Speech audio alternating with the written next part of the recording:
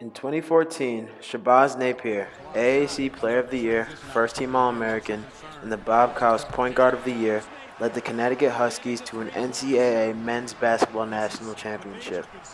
With 27 million people watching worldwide, Shabazz dominated from start to finish. He finished with 22 points, 6 rebounds, 3 assists, and 3 steals. A year later, largely as a result of that victory and stellar season, Huskies head coach Kevin Ali landed a 5-year, $15 million contract. Television networks and advertisement companies made millions. $500 tickets were sold to thousands of fans, and the University of Connecticut received a whopping $9.6 million in revenue for the year. But what did that mean for the players? Not much. While it seemed that everyone around them profited, Shabazz and his teammates received nothing, went back to school, and proceeded to carry out their regular routine as student athletes on campus. According to Sports Illustrated, as the confetti rained down from above, Napier knelt down and put his forehead to the court for a long while after the buzzer sounded. He was wiping back tears. What appeared to be tears of joy could have very well been tears resulting from the endless struggles as a student athlete at the University of Connecticut. In an interview conducted by Fox Sports directly after the national championship game, Shabazz Napier said something striking.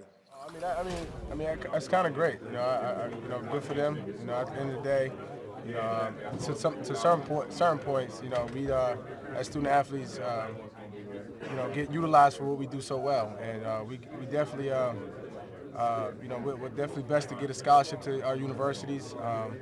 But at the end of the day, that doesn't cover everything.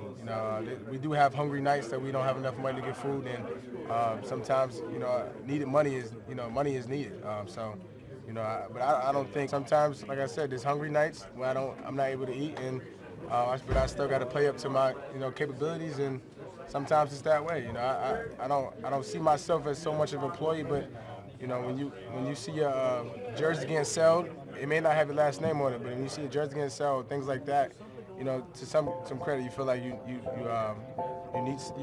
want something in return. Watching from the stands or from their living rooms, fans may not have realized that Shabazz was going through something like this while coaches and others were making millions of dollars from their performance.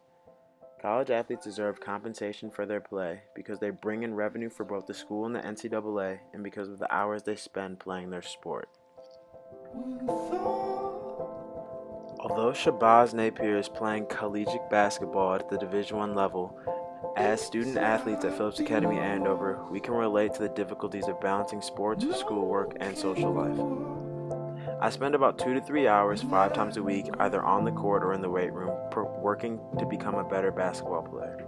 Still, I have enough time to get work done and get enough rest. Furthermore, at Andover, there are so many healthy food options to replenish myself after a workout and get a healthy meal. For college athletes, this is not the case. According to Peter Jacobs of Business Insider, collegiate student athletes spend 5.6 hours a day for 7 days a week practicing during the season.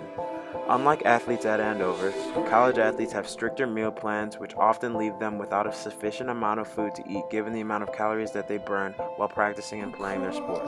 CBS News reports that college students who are employed work an average of 10 to 15 hours a week. While college students working a job have the opportunity to provide for their basic needs, the demand on college athletes' time precludes that opportunity. It's not that college athletes aren't working to generate income. In fact, college athletes do work more than double the amount of hours in the weight room, doing conditioning, or playing the game than the average employed college student spends working at a job, yet they are not receiving any pay for their efforts. Where is that money going? Money is going to coaches' salaries, facilities, and companies that profit from jersey sales. Don't people whose labor brings in revenue deserve compensation for their work? Some would say that a scholarship is in itself a form of payment because college is expensive and athletes are going to college for free. But according to economics correspondent Paul Soman, studies have shown that the gap between the value of a scholarship and what a student truly needs is steadily increasing. Another argument that people commonly make against compensation is that paying college athletes would make them employees and not students. In a post-game interview by Sports News directly after the Super Bowl, Richard Sherman, the former cornerback for Stanford University and current cornerback for the Seattle Seahawks, may be suggesting that compensating college athletes would not undermine the importance of education because they are essentially treated as employees already. Great question. I really appreciate that question. No, I don't think college athletes are given enough time to really take advantage of of the free education that they're given.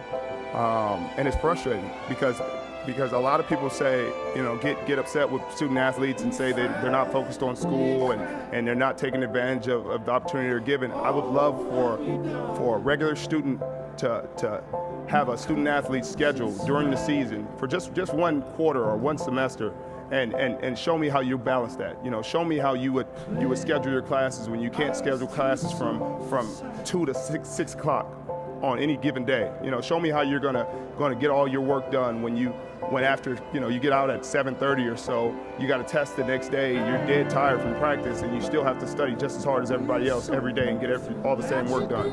Most of these kids are done with school, done with class by 3 o'clock. You got the rest of the day to do as you please, and you're sitting here, you may, excuse me, you may spend a few hours studying, then you may spend a few hours at the library checking out books and just doing casual reading. Then you may go hang out with friends and have a coffee. When you're a student athlete, you don't have that kind of time. You wake up in the morning, you have weights at this time. Then after weights, you go to class, and after class, you go maybe try to grab you a quick bite to eat. Then after you get your quick bite to eat, you go straight to meetings. And after meetings, you got practice. And after practice, you got to try to get all the work done you had throughout the day. You got from your lectures and from your focus groups.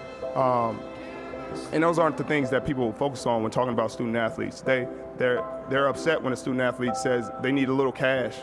Well, I can tell you from experience, I had negative $40 in my account, and usually my account was in a negative more times than it was in a positive. You got to make decisions on whether you get gas for your car or whether you get the meal for the day. You got one of the two choices. And people think, oh, you're on scholarship. They pay for your room and board, they pay for your education, but to their knowledge, you're there to play football. You're not on scholarship for school. And it sounds crazy when a student athlete says that, but those are the things coaches tell them. The definition of an employee under common law is work for another person under a contract of hire who is under their control in return for payment or compensation. College athletes are under the contract of a scholarship, the control of a coach, and are working on average 39.2 hours a week, according to Business Insider. Yet, as weeks go by, these athletes get nothing in return. Student athletes bring in millions of dollars of revenue for their school and the NCAA and deserve to be compensated for their work.